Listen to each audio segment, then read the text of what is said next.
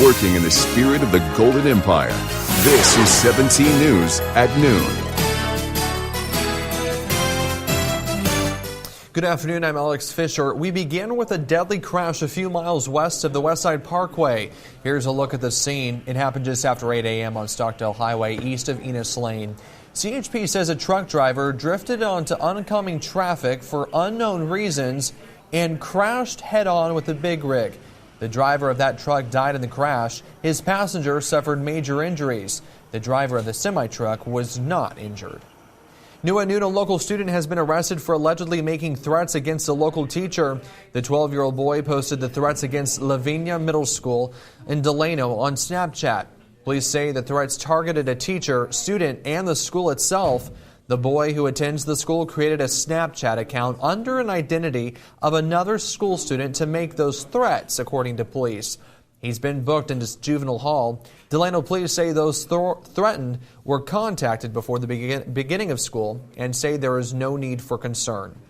Bakersfield police say they've arrested 5 people in connection with a hail of gunfire in the Quellwood community.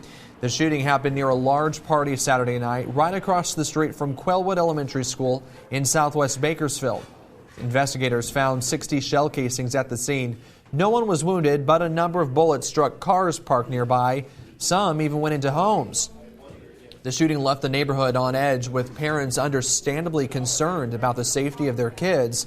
People spoke about forming neighborhood watch groups to help keep their communities safe. A man already serving a life sentence is found guilty again, this time for killing his cellmate. Back in February of 2016, guards at the prison in Tehachapi found Thomas Santiago strangling 46-year-old Miguel Alejo in their cell. The guards tried to stop Santiago, but it was too late. Alejo died. Santiago was already serving a life sentence for attempted murder and was set to be eligible for parole in 2023. Alejo was in prison on a robbery conviction.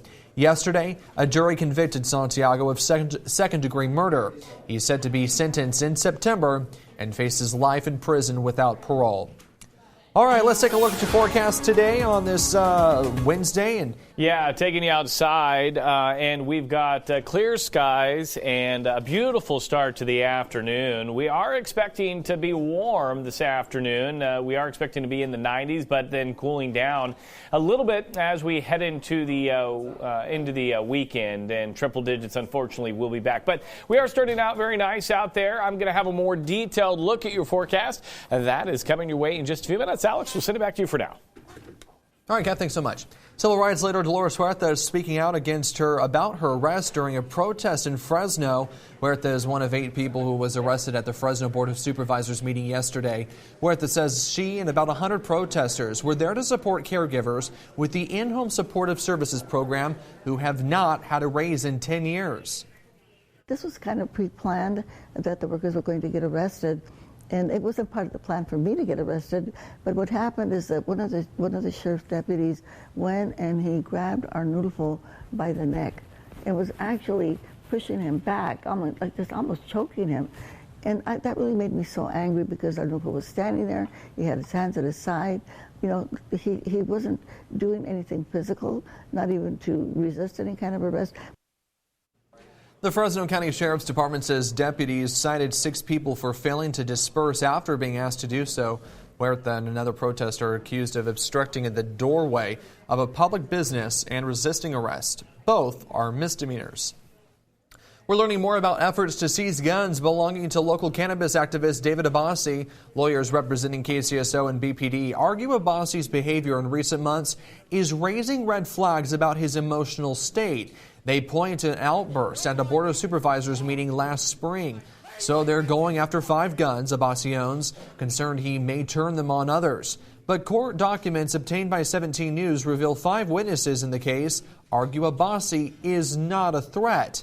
And 17's Eitan Wallace spoke with Abbasi during an exchange before a court hearing last week. The BPD and KCSO argue that you are a threat to others and yourself. So let's set the record straight right now. Are you a threat? No.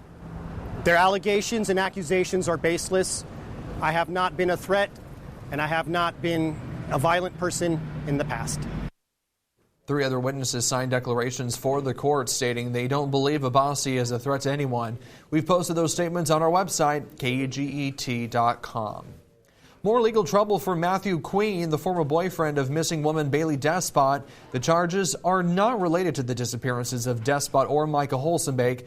It's also important to note Queen has never been named a suspect in either case, but these new charges are serious and paint him in a violent light. Here's 17's Olivia LaVoice.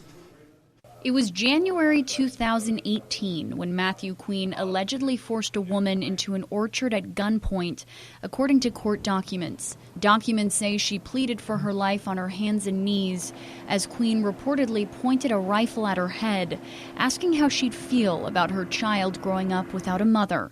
Documents also say the victim told investigators she believed Queen was going to kill her, and this wasn't the first time he'd threatened her life. She said she'd once smirked at him, and he allegedly told her if she smirked at him again, he'd end her life.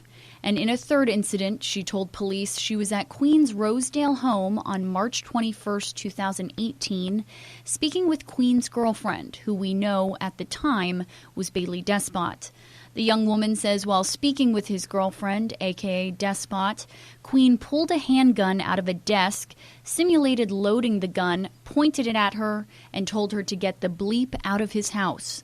To put the timeline of events in perspective, both Bailey Despot and Michael Holsenbake, who Queen also knew, had not yet gone missing. Holsenbake went missing March 23, 2018.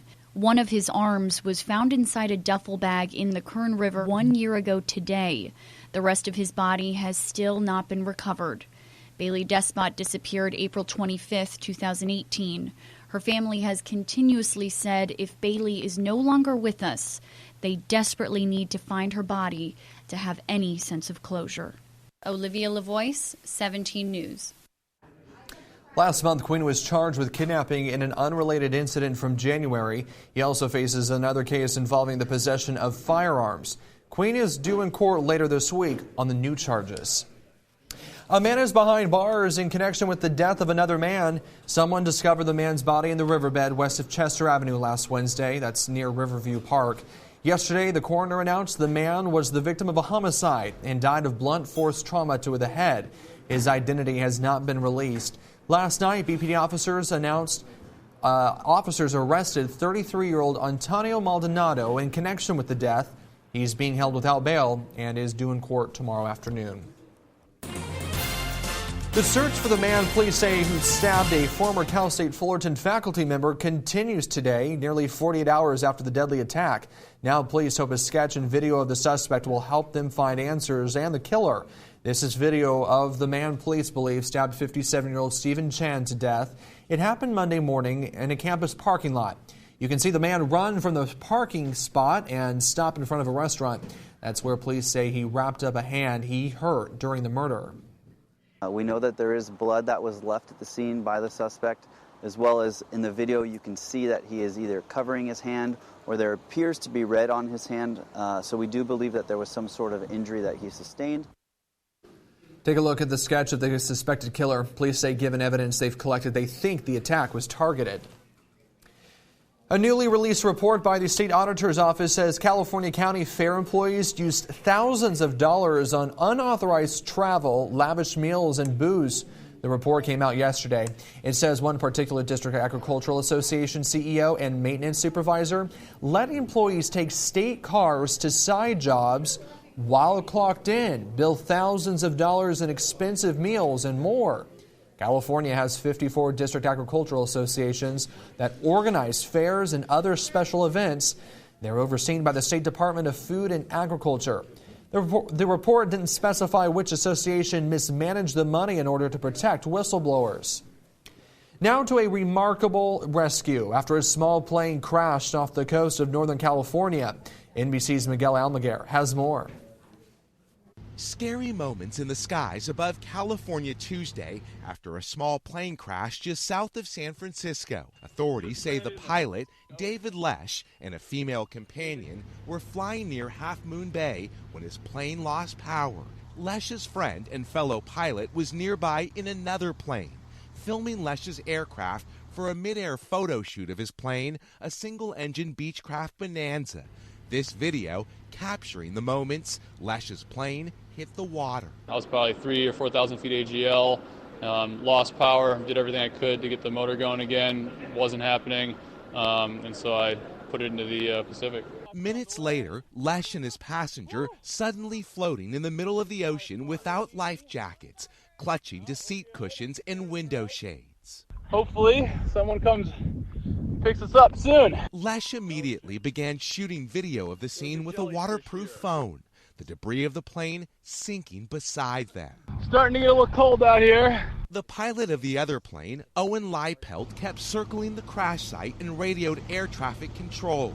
At first, he had no idea if Lesch was okay. Your heart sinks when you hear, "Mayday, I have no power." And then he calls you 10 minutes on the phone later. I have never been so relieved in my life to hear him on the phone. The pair were in the water for about 30 minutes when a nearby Coast Guard helicopter lifted them out of the water. The Coast Guard was awesome. The Coast Guard really, we would have been dead for sure. If I was out there, I think another, maybe half an hour, I don't think my muscles would have been working. A mid-air photo shoot gone wrong, but a picture-perfect rescue leaving two people lucky to be alive. That was Miguel Almaguer reporting. The city of Arvin is getting set to hold its next town hall meeting.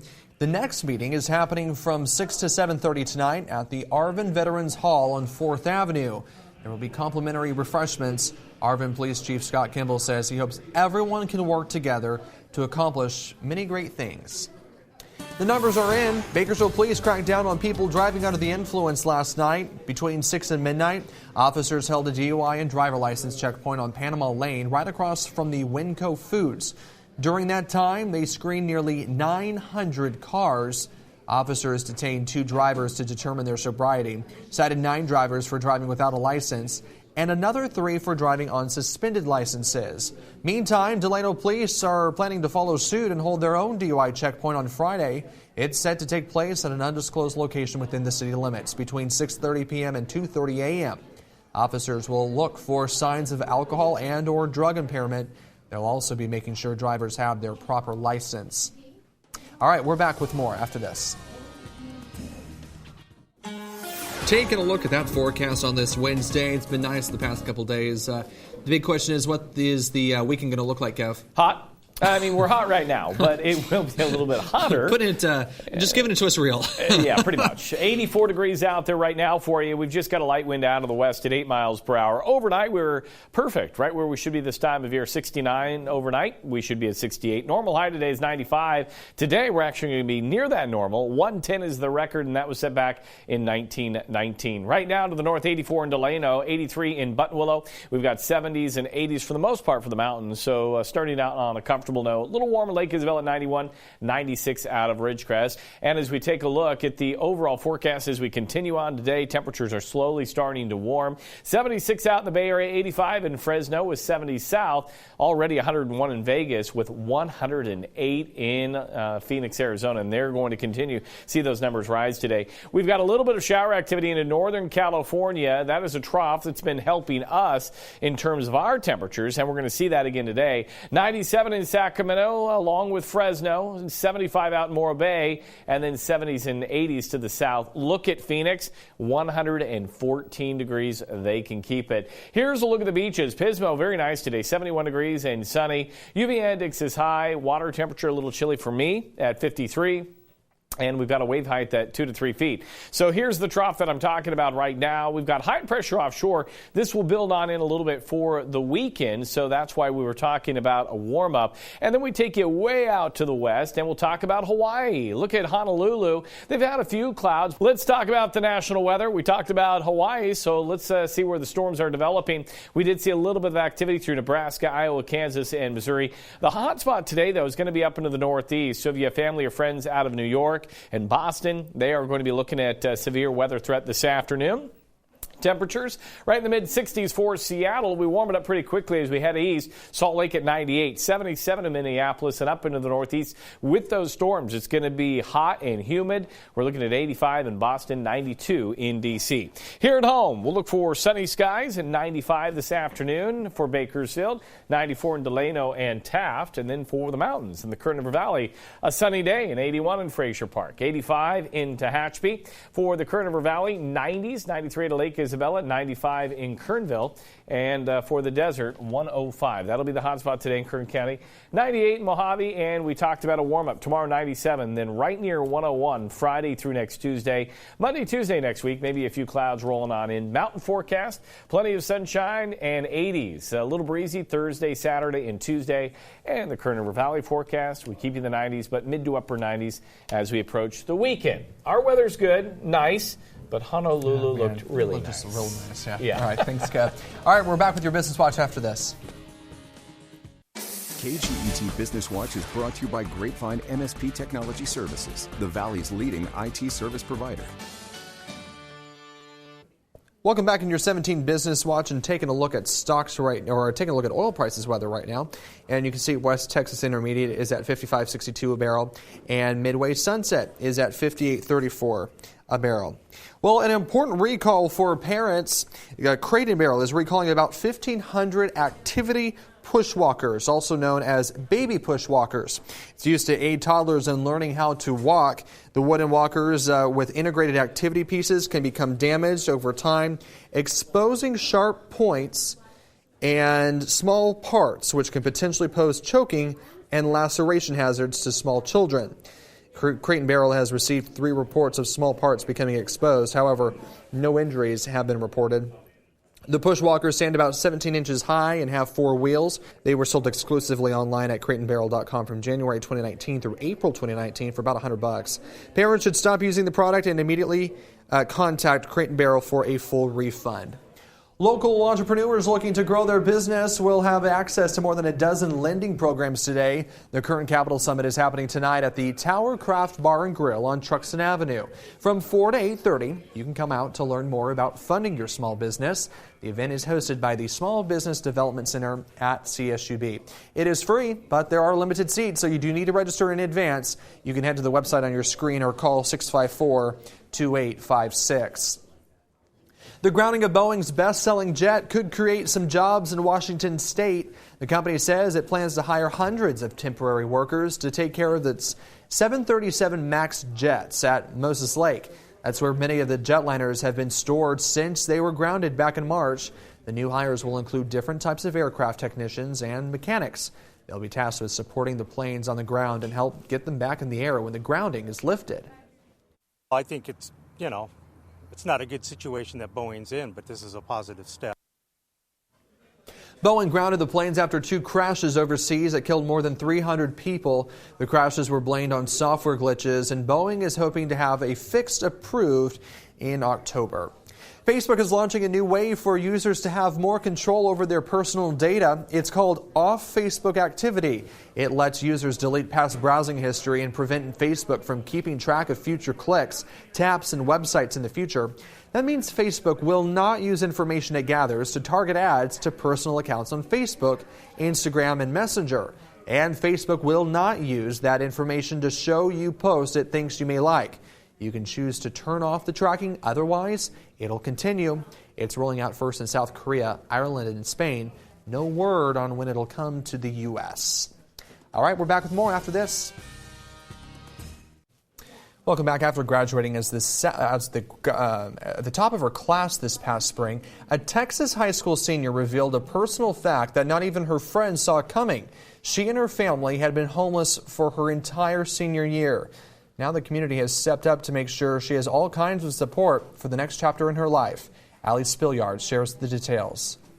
Call it tradition or perhaps rite of passage. High school graduations deserve celebrations, especially for a teen who made it here against all odds. I didn't want to use it as an excuse. Throughout her high school career, Sarah Escobar and her parents moved more than half a dozen times. And by her senior year, they were homeless. We stayed at a shelter at one point, and then we lived in a van for a couple months. Still, Sarah not only stayed on top of her work, she managed to finish second in her Nimitz High School class. I actually started crying. I was so excited. And then I kind of got scared because I knew I'd have to speak in front of like 1,000 people.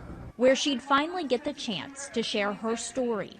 I've been homeless since September of 2017. That moment was a revelation for not only teachers and friends, but for the entire community. I was crying when I was reading her speech and realized that this is the kind of girl that needs help. Marianne Kellum with the Irving Hispanic Chamber immediately got to work fundraising so that Sarah's next chapter could be a little easier, announcing that they'd surpassed all expectations. It blows my mind, yes, and it's still coming in. Less than $1,000 shy of funding Sarah's entire first-year tuition at UT Austin, along with collecting the college essentials that once felt far from reach. And it's kind of really scary, but I am hoping to like make a change somewhere, like even if it's in one person, somewhere, anywhere, you know. Next, Sarah plans to pursue a career as a dentist where she can have financial security along with the ability to help others in need. Though this crowd will tell you she's already making a difference. It's a story about how can you empower and inspire other young girls. All right, when we come back, we'll have more after this. You like butter? I like butter on I my love bread, butter, stuff yeah. like that. Oh, yeah. So this is a story for everybody who likes butter. This year's anticipated butter sculpture at New York's State Fair has finally been unveiled. Yeah, the sculpture made from 800 pounds of butter was unveiled by the American Dairy Association. It's called Milk Love What's Real and portrays a grandfather and child dunking cookies in milk and a couple sharing a milkshake. I don't know what that has to do with butter, but the sculpture is open to the public beginning today through September 2nd. I think it's just a unbelievable sculpture. to see. Yeah, but still, so neat. Little interesting that it's all made out of butter. And I don't know how is that done? You know, do they just give them a stick of butter and then they have to carve it out, or? I don't know if they. I think it comes in a big old square and then they have to carve out. And now it's in a refrigeration unit and you can go see it. Yeah, pretty neat. All right, thanks for joining us for the news at noon. We'll see you back out here for the news at 5. 17 News, your local news leader, continues 24 hours a day on KGET.com and our 17 News app. In the spirit of the Golden Empire, 17 News.